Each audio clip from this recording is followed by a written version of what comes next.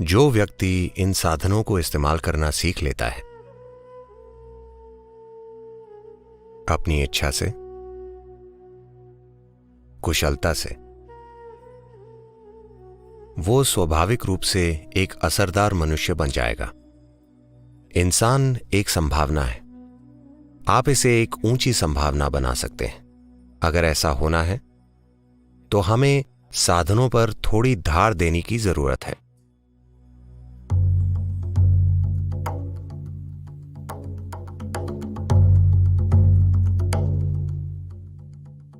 साधना पद का मतलब है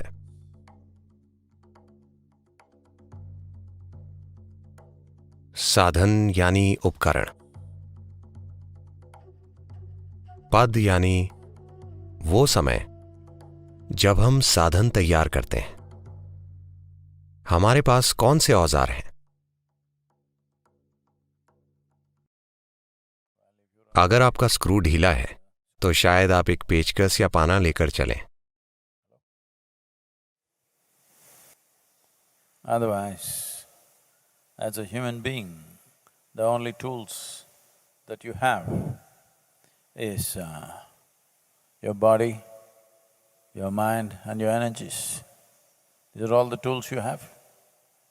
वरना एक इंसान के रूप में आपके पास जो औजार हैं वे सिर्फ आपका शरीर, मन और आपकी ऊर्जाएं हैं। आपके पास यही साधन है। जो व्यक्ति इन साधनों का इस्तेमाल करना सीख लेता है अपनी इच्छा से, कुशलता से, वो स्वाभाविक रूप से एक असरदार मनुष्य बन जाएगा। जो व्यक्ति शरीर या मन या ऊर्जाओं का सचेतन और अच्छा उपयोग करना नहीं सीखते, वे हमेशा सोचेंगे दुनिया में नाइंसाफी है, ओह दूसरे भाग्यशाली हैं, मैं उससे ज्यादा बुद्धिमान हूं पर सभी उसका साथ देते हैं। हम हमेशा यही कहानियां सुनते हैं। आप अपने जीवन में असफल होकर कई कारण और फिलॉसफी बता सकते हैं, या आप एक सफल मनुष्य हो सकते हैं। बस यही दो तरीके हैं। बस यही विकल्प है। जिन्हें अपने आप में या दुनिया में सफलता नहीं मिलती, उन्हें हमेशा शिकायत होती है, मैं ऐसा इसलिए हो गया हूं क्योंकि मेरे पिता का बर्ताव मेरे साथ अच्छा नहीं था।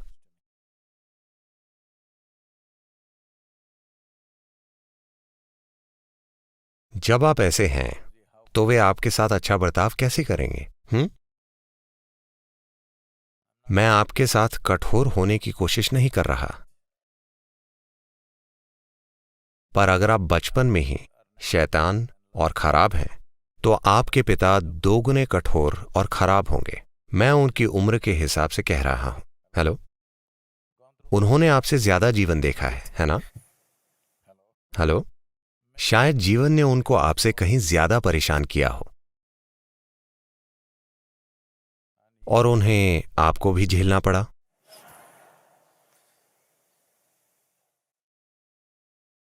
ये एक चीज, अगर आप साधना करना चाहते हैं, अगर आप अपने जीवन में इन तीन बुनियादी उपकरणों शरीर, मन और ऊर्जा का उपयोग करना चाहते हैं, तो सबसे पहली चीज हम आपके भीतर इसे उतार रहे हैं इनर इंजीनियरिंग के पहले दिन से ही, कि मेरे भीतर बाहर जो कुछ भी होता हो,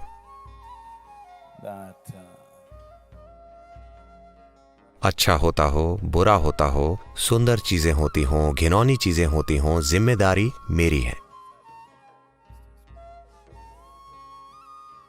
ठीक है? हेलो,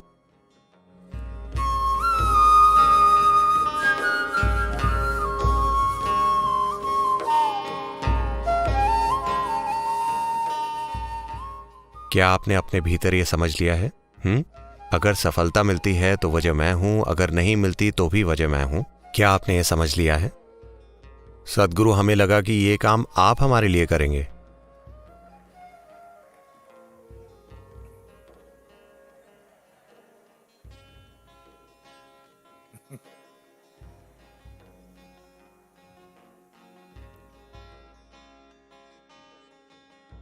व्यक्ति को अपने जीवन में इसे जल्दी ही ठीक कर लेना चाहिए कि आप खुद अपने जीवन में कभी समस्या ना बने।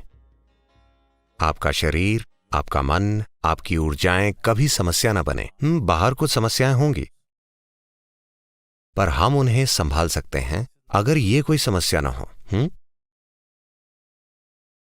आपके जीवन की हर चुनौती में जब यही एक समस्या होगा तो आप सिर्फ चुनौतियों से दूर भागेंगे। अगर आप चुनौतियों से भागेंगे तो जीवन की सभी संभावनाओं से चूक जाएंगे। आप बस तायर सदम बनकर रह जाएंगे। क्या वो आपको तायर सदम दे रहे हैं? उम्मीद करता हूं नहीं दे रहे। सबको पता है कि ये आलस पैदा करता है। तमिलनाडु में प्राइमरी स्कूल, हाई स्कूल से टीचर्स हमेशा देखते हैं कि अगर कोई सुस्त है तो वे कहते हैं, जिसका मतलब है क्या तुम दही चावल खाकर आए हो? तो वे जानते हैं कि यह सुस्ती पैदा करता है। पर सिर्फ विद्यार्थी ही खाकर नहीं आते, शिक्षक भी खाकर आते हैं।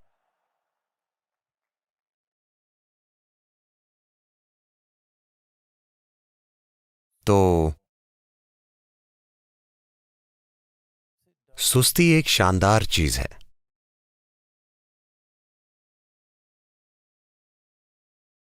ये कई समस्याओं से बचाती है, क्योंकि आपको यह भी पता नहीं होता कि कोई समस्या भी है। ये देखने के लिए थोड़ी बुद्धि चाहिए कि क्या गलत है। सब कुछ ठीक है। समस्याओं से मुक्त रहने के दो तरीके हैं। किसी ने कहा है, मुझे याद नहीं किसने, पर यह कहा है,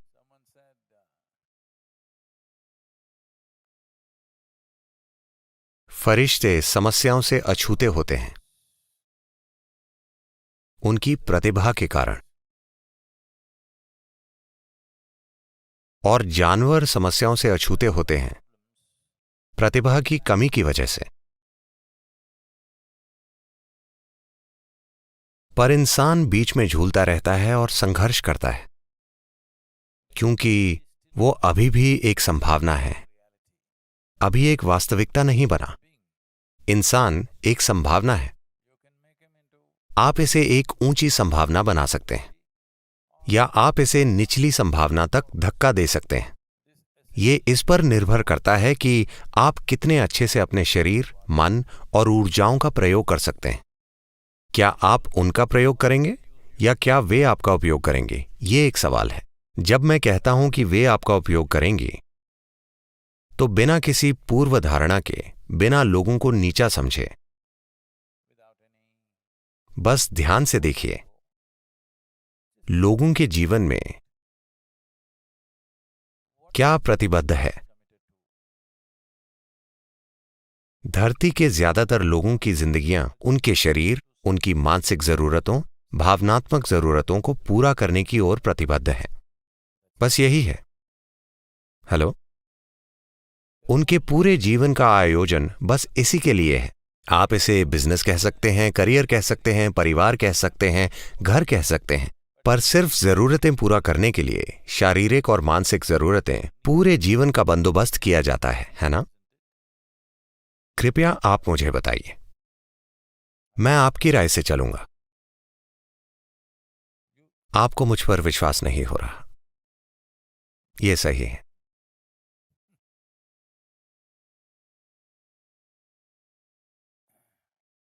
ये शरीर विज्ञान और ये मनोविज्ञान यहां आपकी सेवा के लिए है या आप उनकी सेवा के लिए?